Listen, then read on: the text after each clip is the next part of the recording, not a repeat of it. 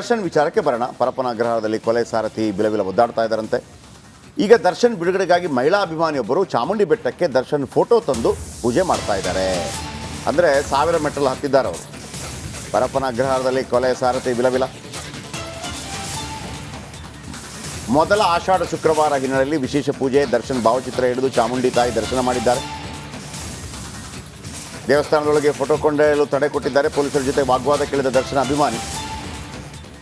ದರ್ಶನ್ ಚಾಮುಂಡಿ ತಾಯಿಯ ಭಕ್ತ ಕೂಡ ನೋಡಿ. ಆ ಹೆಣ್ಣುಮಗಳು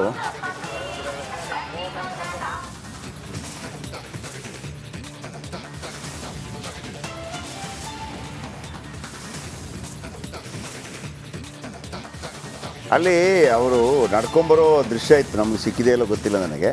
ಆ 1000 ಮೆಟ್ಲಲ್ಲಿ ಅವ್ರು ನಡ್ಕೊಂಬರ್ತಾರೆ. ಗೊತ್ತಿದೆ ನಿಮಗೆ 1000 ಮೆಟ್ಲು ಅಂತೇಳಿ? ಚಾಮುಂಡಿ ಬೆಟ್ಟಕ್ಕೆ 1000 ಮೆಟ್ಲಿದೆ. ಅದರ ಬಗ್ಗೆ ಪುಟ್ಟಣ್ಣ ಕನ್ನಡಗಳೊಂದು ಪಿಕ್ಚರ್ ಮಾಡಿದ್ರು 1000 ಮೆಟ್ಲು ಅಂತೇಳಿ. ಬಟ್ ಅದು ಅರ್ಧಕ್ಕೆ ನಿಂತೋಗ್ಬಿಡ್ತು. ಆಮೇಲೆ 35 ವರ್ಷಗಳ ನಂತರ ಅದನ್ನು ಕಂಪ್ಲೀಟ್ ಮಾಡಿದರು. ಆ ಪಿಕ್ಚರ್ ಏನಾದರೂ ಅವತ್ತು ಕ್ಲಿಕ್ ಆಗಿದ್ದಿದ್ರೆ, ಅವತ್ತೇ ರಿಲೀಸ್ ಆಗಿದ್ದಿದ್ರೆ, ಇವತ್ತು ಈ ತಿರುಪತಿಗೆ ನಡ್ಕೊಂಡು ಹೋಗ್ತೀವಿ ಅಂತ ಹೇಳ್ತೀವಲ್ವ, ಅಷ್ಟೇ ಫೇಮಸ್ ಆಗ್ತಿತ್ತು 1000 ಮೆಟ್ಲು. ಪುನೀತ್ ರಾಜ್ಕುಮಾರ್ ಹೋಗ್ತಾ ಇದ್ರು ಕಾಲಿ ಕಾಲಲ್ಲಿ, ಪ್ರತಿ ವರ್ಷ ಕೂಡ ಹೋಗ್ತಾ ಇದ್ರು. ಶೋಭಾ ಕರಂದ್ಲಾಜೆ ಹೋಗ್ತಾರೆ ಪ್ರತಿ ವರ್ಷ. ಯಾರಿಗೂ ಹೇಳಲ್ಲ ಅವರು.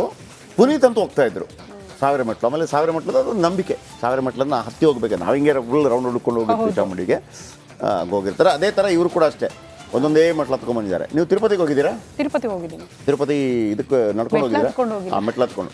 ಅಂದರೆ ಅಲ್ಲಿ ಒಂದು ಬಹಳ ನಂಬಿಕೆ ಇದೆ.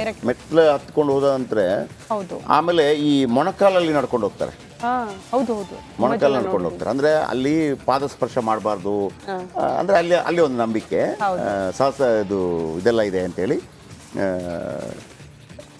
ಅದೇ ಥರ ಇಲ್ಲಿ ಕೂಡ 1000 ಮೆಟ್ಲು ನಡ್ಕೊಂಡು ಬರುವಂಥದ್ದು. ನಾನು ಅದೇ ಹೇಳೋದಲ್ಲ, ಪುಟ್ಟಣ್ಣ ಯಾರೋ ಅವತ್ತು ಬರೆದಿದ್ರು, ಪುಟ್ಟಣ್ಣ ಕಣಕಾಲ 1000 ಮೆಟ್ಲು ಸಿನಿಮಾ ಮಾಡಿದ್ರು, ಅರ್ಧಕ್ಕೆ ನಿಂತೋಯ್ತು. ಅದು ಹಾಗಿದ್ದಿದ್ರೆ ಇದು ಕೂಡ ಒಂದು ತಿರುಪತಿ ಥರ ಆಗ್ತಾ ಇತ್ತು. ಓಕೆ, ವಾಪಸ್ ದರ್ಶನ್ ಸ್ಟೋರಿಯನ್ನು ನೋಡೋಣ. ನಿದ್ದೆ ಬರ್ತಿಲ್ಲ, ಊಟ ಸೇರ್ತಾ ಇಲ್ಲ, ಯಾರ ಜೊತೆಗೂ ಕೂಡ ಮಾತನಾಡೋ ಉತ್ಸಾಹ ಕೂಡ ಇಲ್ವಂತೆ. ಹೀಗಿರುವಾಗ ಜೈಲಲ್ಲಿ ಈ ಕಡೆ ಪ್ರಜ್ವಲ್ ರೇವಣ್ಣ ಹಾಗೂ ದರ್ಶನ್ ಭೇಟಿಯಾಗಿದ್ದಾರೆ ಅಂತ ಕೂಡ ಹೇಳಲಾಗ್ತಾ ಇದೆ. ಈ ಕುರಿತ ಒಂದು ವರದಿ ಇಲ್ಲಿದೆ ನೋಡಿ.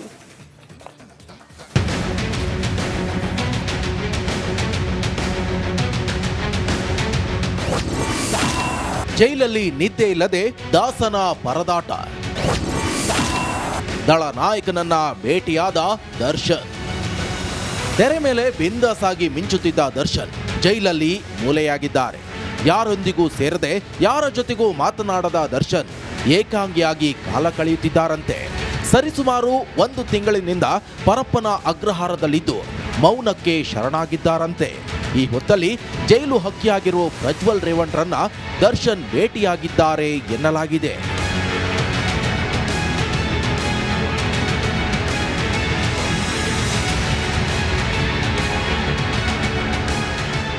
ಜೈಲಲ್ಲಿ ಸರಿಯಾದ ಊಟ ಸಿಗದೆ, ನಿದ್ದೆ ಇಲ್ಲದೆ ಒದ್ದಾಡ್ತಿರುವ ದರ್ಶನ್ ಅವರ ದೇಹದ ತೂಕ ಕೂಡ ಕಡಿಮೆಯಾಗಿದೆ.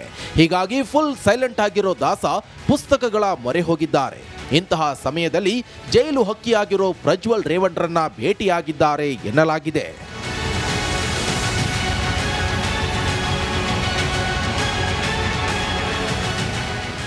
ಲೈಂಗಿಕ ದೌರ್ಜನ್ಯವೆಸಗಿರುವ ಆರೋಪದಡಿ ಮಾಜಿ ಸಂಸದ ಪ್ರಜ್ವಲ್ ರೇವಣ್ಣ ಕೂಡ ಇದೇ ಜೈಲಿನಲ್ಲಿದ್ದು, ಪ್ರಜ್ವಲ್ ರೇವಣ್ಣ ದರ್ಶನ್ ಆಕಸ್ಮಿಕವಾಗಿ ಭೇಟಿಯಾಗಿದ್ದಾರೆ ಎನ್ನಲಾಗಿದೆ. ಜೈಲಲ್ಲಿರುವ ಮುಖ್ಯ ವೈದ್ಯಕೀಯ ಅಧಿಕಾರಿಗಳ ಕೊಠಡಿಯಲ್ಲಿ ದರ್ಶನ್ ಮತ್ತು ಪ್ರಜ್ವಲ್ ರೇವಣ್ಣ ಆಕಸ್ಮಿಕವಾಗಿ ಭೇಟಿಯಾಗಿದ್ದಾರೆ. ಈ ಸಂದರ್ಭದಲ್ಲಿ ಇಬ್ಬರು ಕೂಡ 10 ನಿಮಿಷಗಳು ಮಾತನಾಡಿದ್ದಾರೆ ಎಂದು ಹೇಳಲಾಗಿದೆ.